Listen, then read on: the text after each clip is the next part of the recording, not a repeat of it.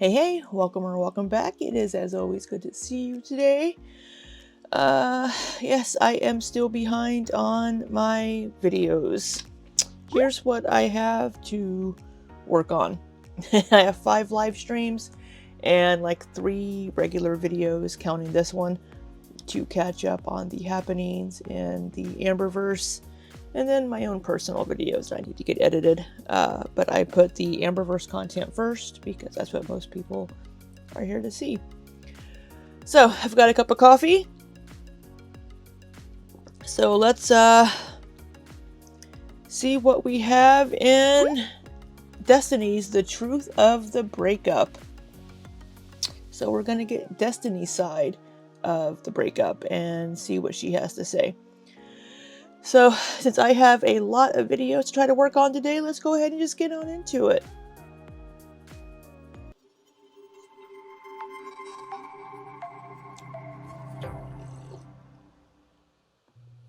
Hey guys, so I started to do 2017 and realized that just January alone is pretty thick.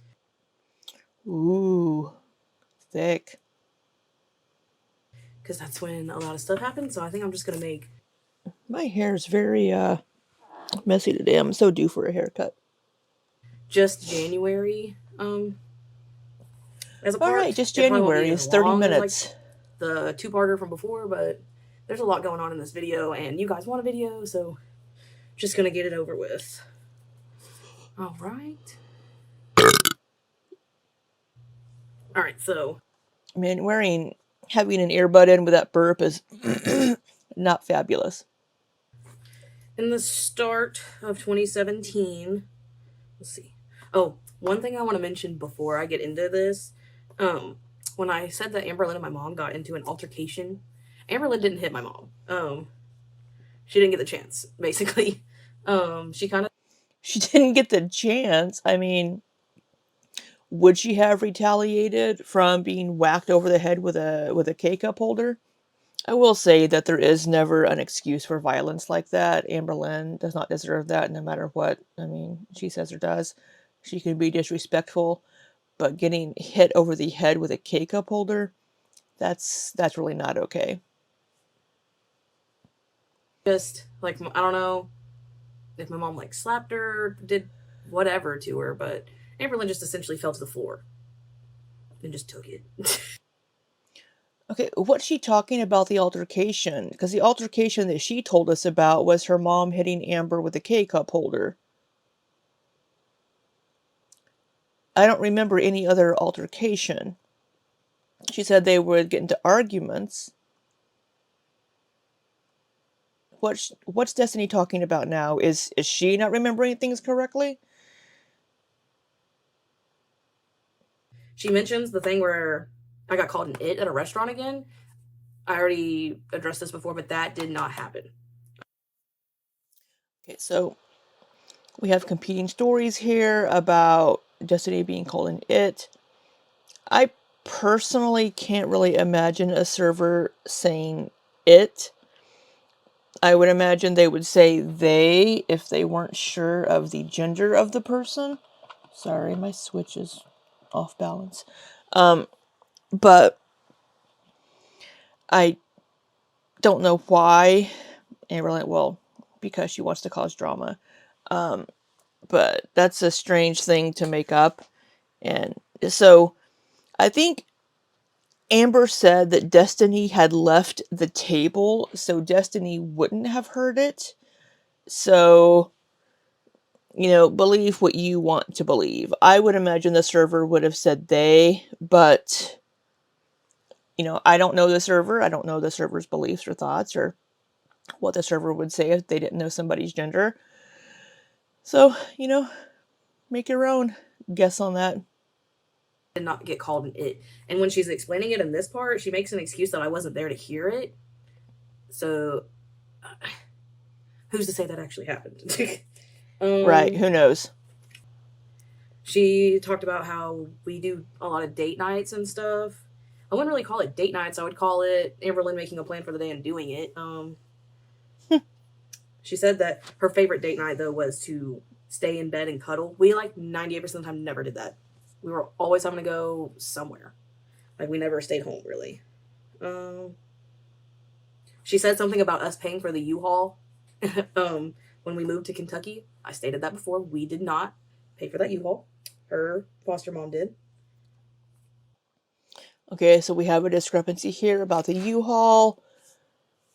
You know, I guess Amberlynn wouldn't want to seem like she's dependent on somebody else to pay for something.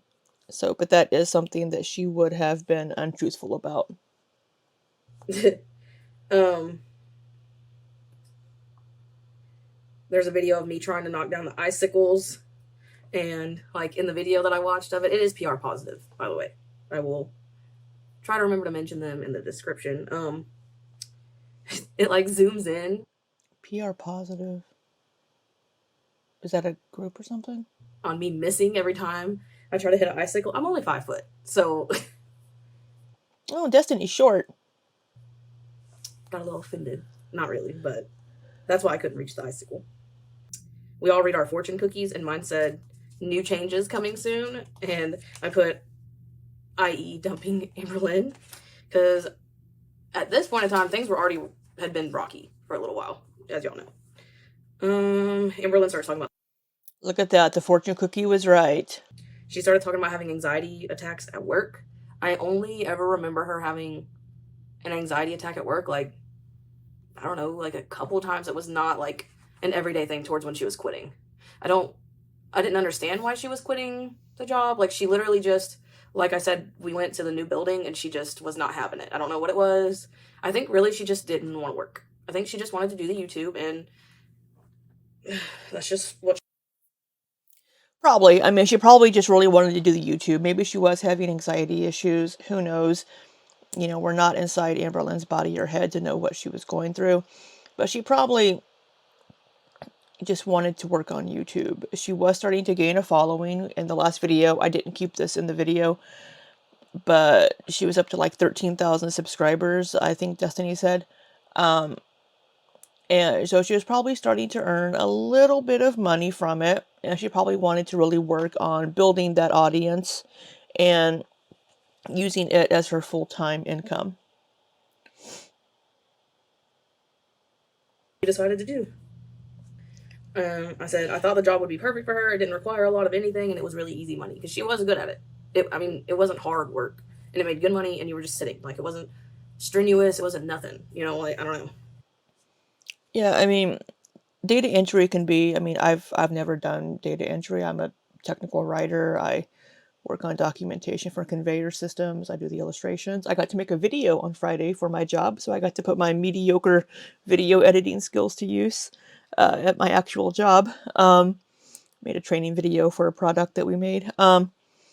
So yeah, it's, you know, they were doing data entry. It isn't crazy strenuous, but it was probably boring for Amberlynn.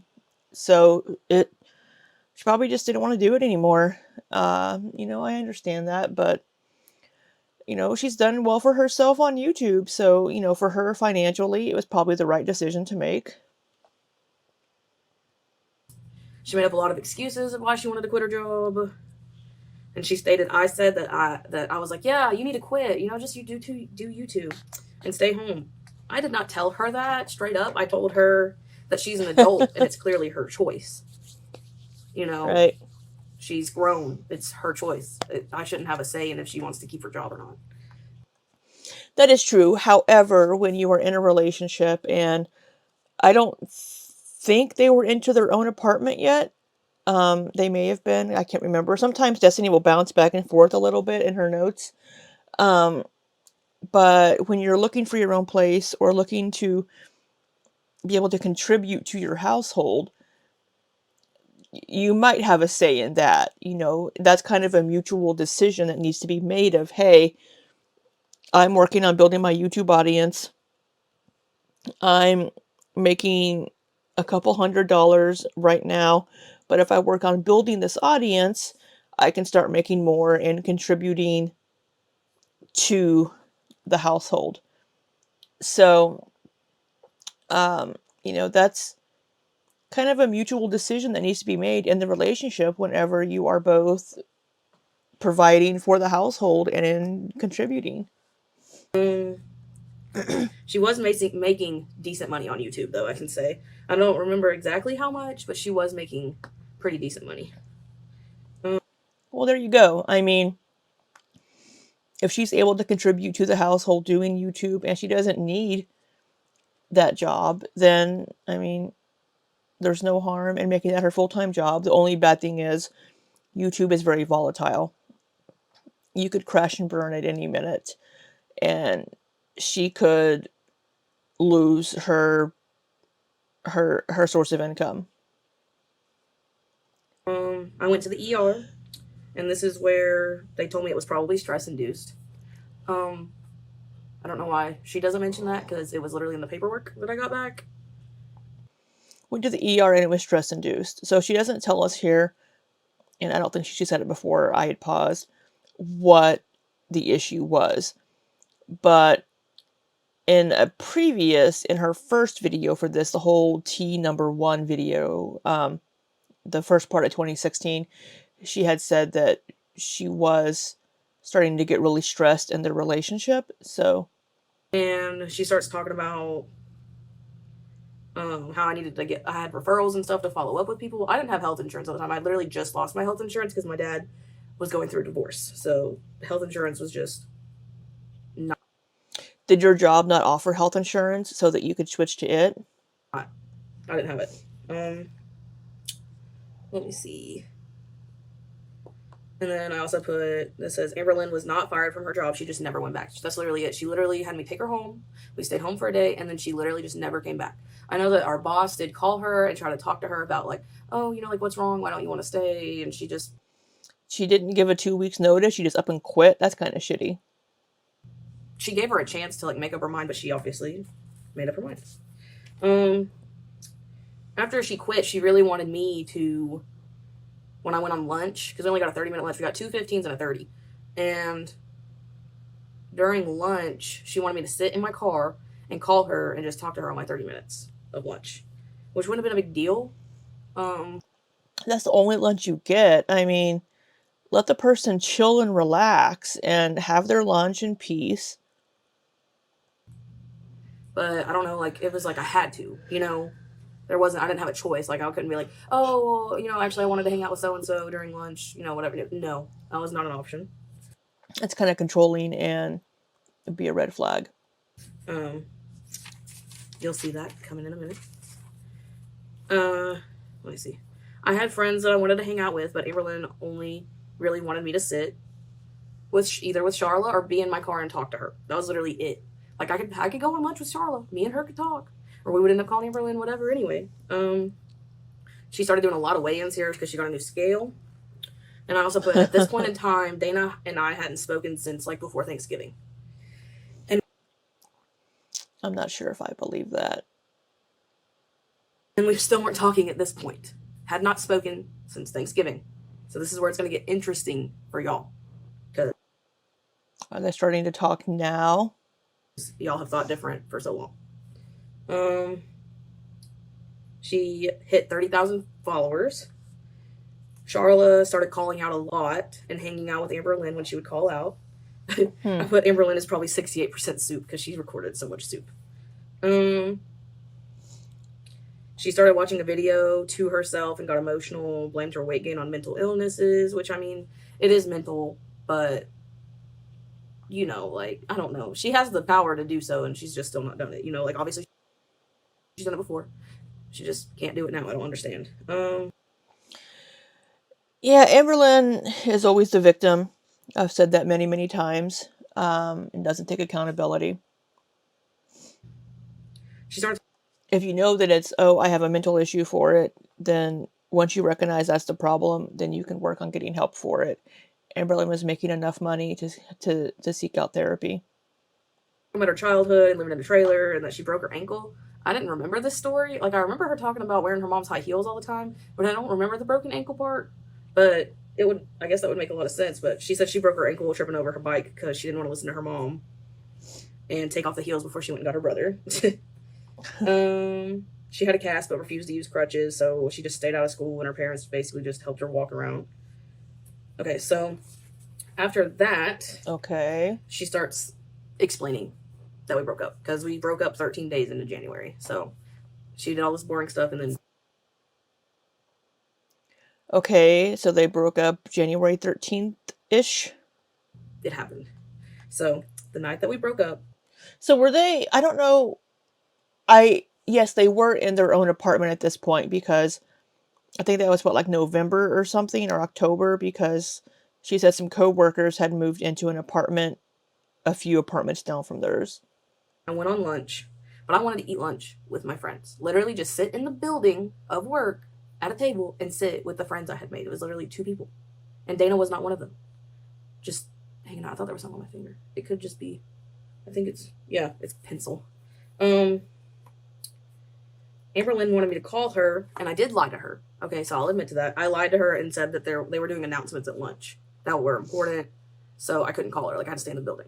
But I only lied to her because if I told her, no, I'm going to sit with them, it would have been like this whole argument. It would have been this whole big deal. And I just didn't see the point. Like, why couldn't I just hang out with my friends? But to her, that was just such an issue.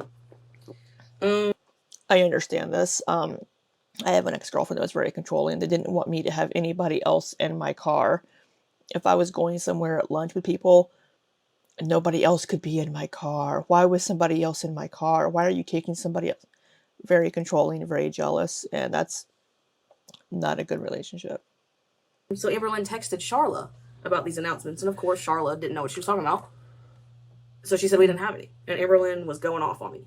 But this was towards the end of lunch, and at that job you cannot bring your phone. At this one, like at the old building, we weren't able to bring it into the building at all.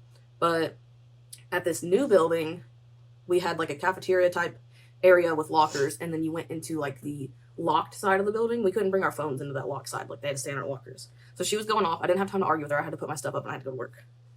I don't really remember talking to her on my last 15 of the night. I know it was a Friday.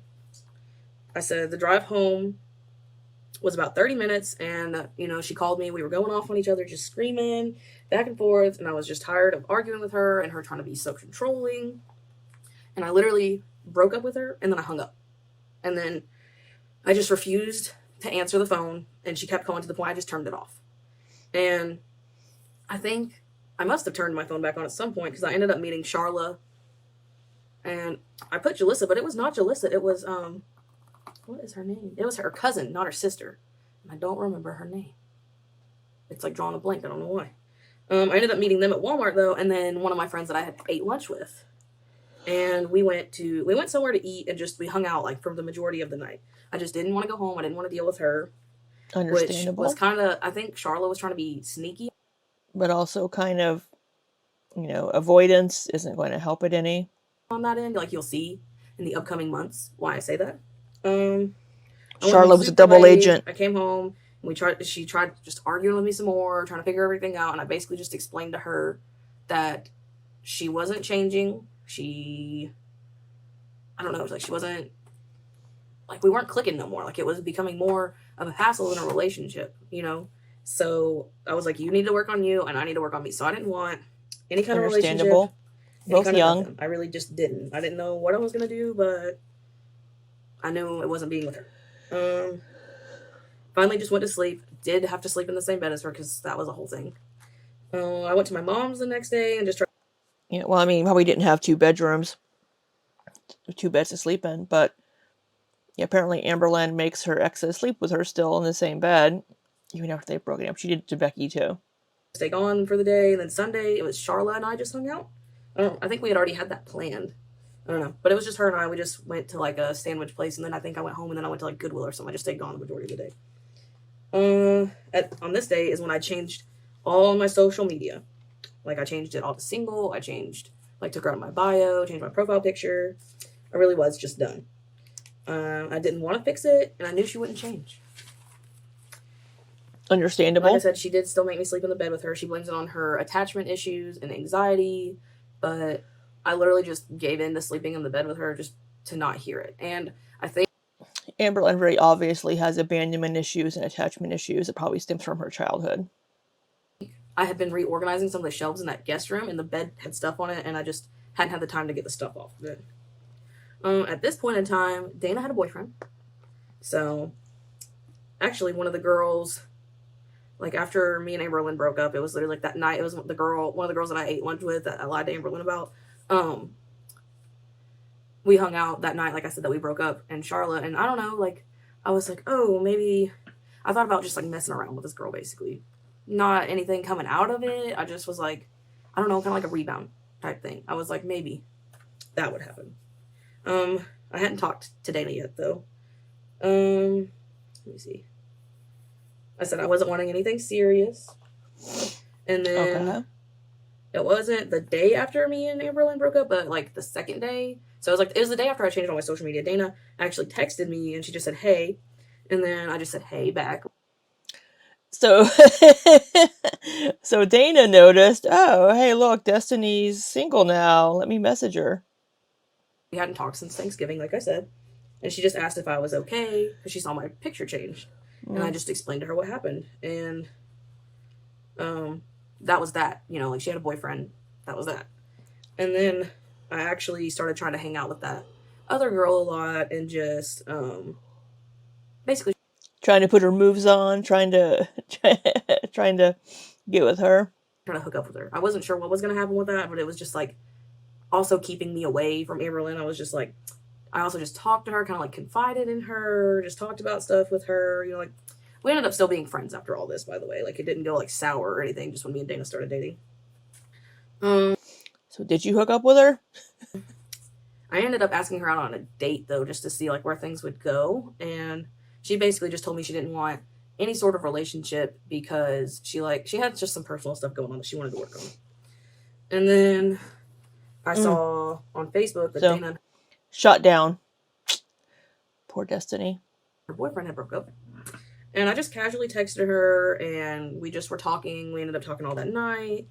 And the next day I texted her and just said, like, how do you feel about me? Like, what are your feelings towards me, basically? Oh, Destiny. I just wanted to know. Because, I mean, I have admitted to emotionally cheating on Amberlyn.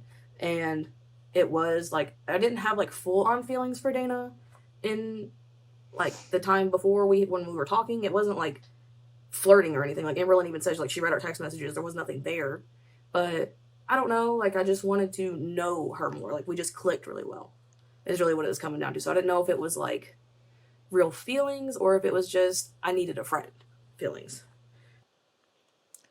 So, but if you weren't talking to her until after you and Amberlyn broke up, how were you emotionally cheating on Amberlyn with Dana?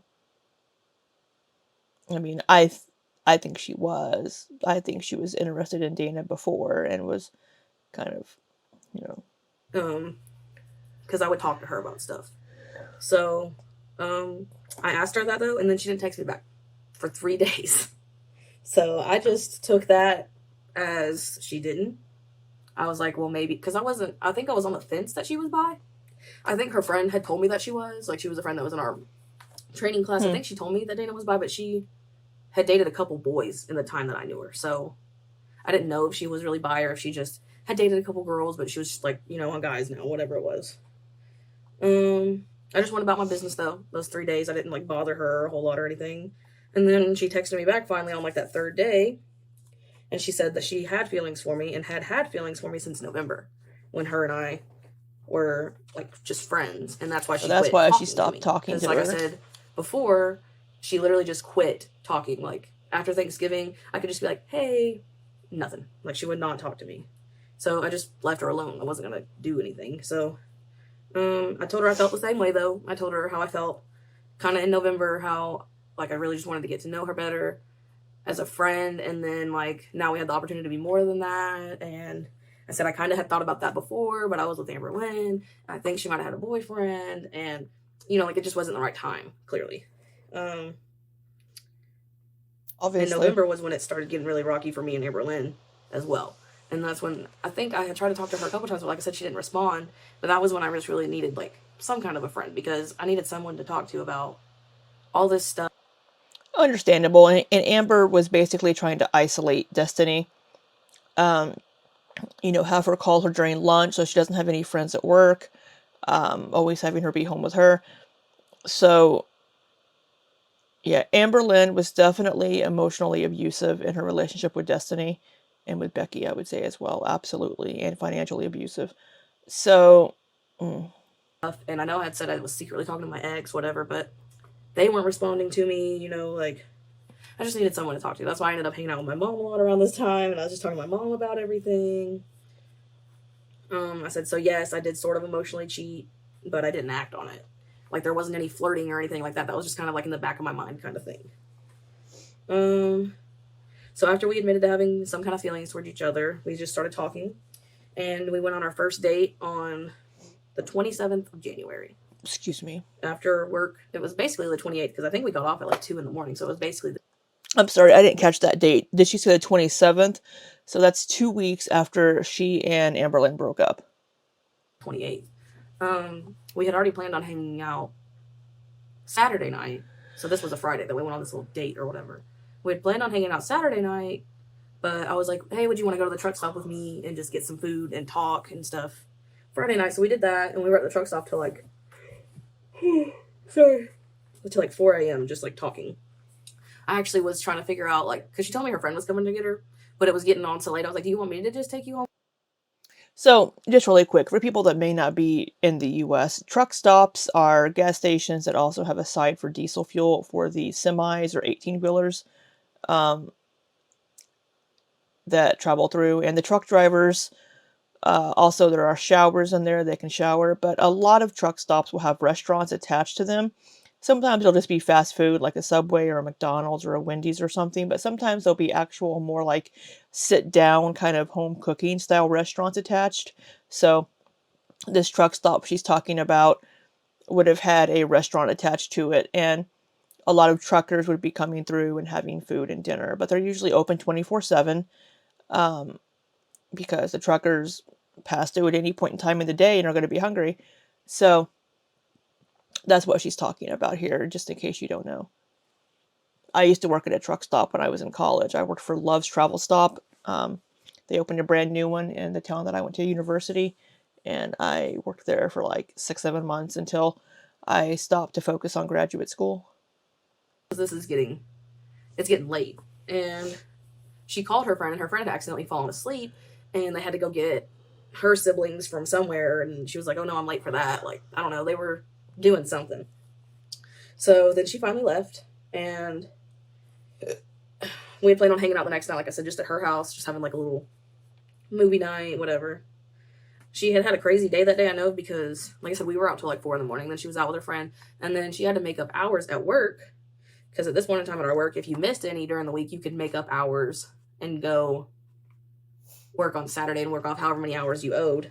And she had to do that, but she had to be there, I think, at 7 or 8. So she got there, then she got off at like, I think 1 or so, and then she had to get her best friend ready for winter ball. So she had to take her to get her nails done, had to do her hair and all that. And then I finally went over there to hang out with her, and she was like, I literally haven't been asleep since basically Thursday night.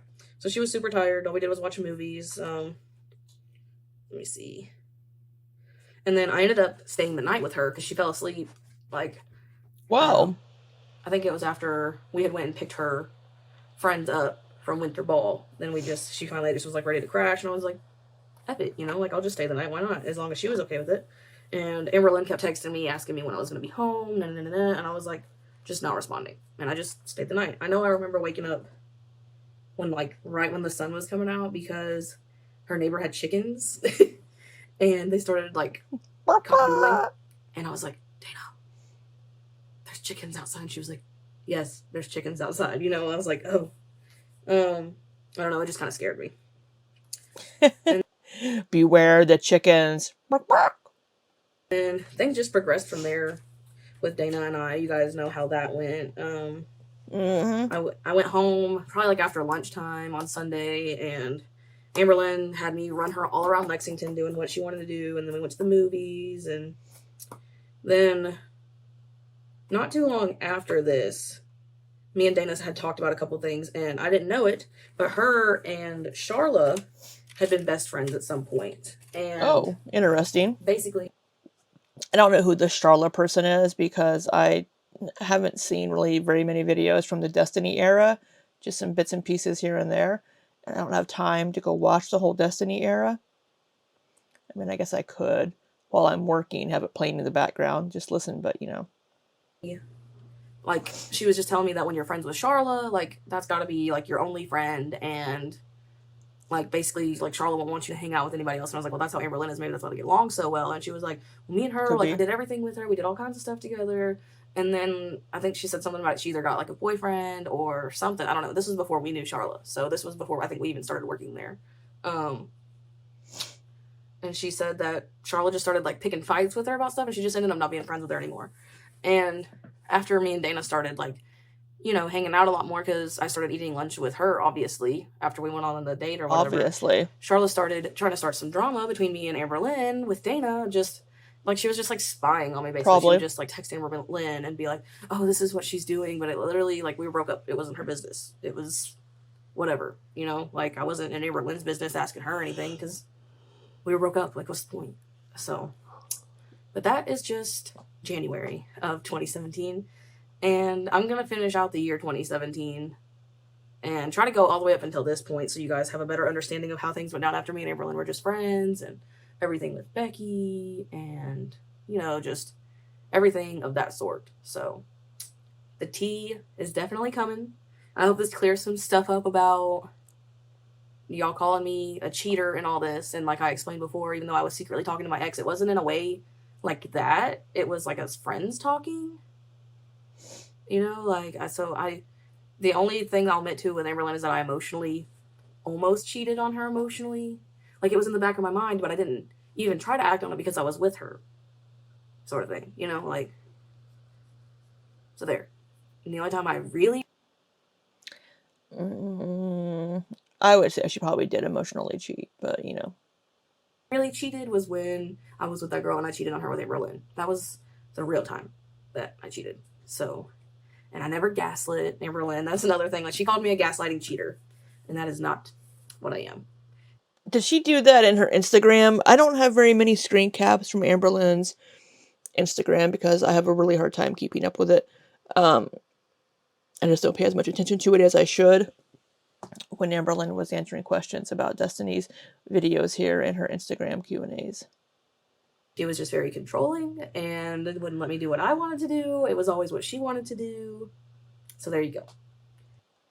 Becky has even said the same thing in videos previously during some of the live streams. So that is that for January. So I'll see you guys hopefully for the rest of the year of 2017. It won't hopefully have to be that in multiple parts. Hopefully. I don't see why it would, because for the most part, I can't remember a whole lot of, like, major stuff going down besides Amberlynn getting together with Becky. But that's not even, like, a whole lot of, like, drama stuff, like tea. So, but, all right. All right. Well, we got Destiny's side of the breakup and what happened and what all went down. And I have to say, I'm not surprised that Amberlynn is controlling. We've already gathered that. I think the dynamic with Wifey is different because Wifey seems to be a little more strong-willed and be like, hey, look, no. So, Amberlynn and Wifey both seem to be kind of isolating each other. They do seem to have friends that do come over, but, you know. Yeah, good for Destiny for sticking up for herself and getting out of the relationship. And, yeah, I don't think any of us are surprised that Amberlynn would behave that way. But this one was a little more interesting. I probably didn't cut out as much in this one. Right now I'm at 40, almost 41 minutes, so we'll see what we get it cut down to. But I think I'm going to go make some lunch and then come back and do some editing and, well, watching some videos, the live streams. So, you know, I hope you all have an amazing day or weekend or week or whatever. You know, like, subscribe, all that YouTubey jazz. And until next time, be safe and take care.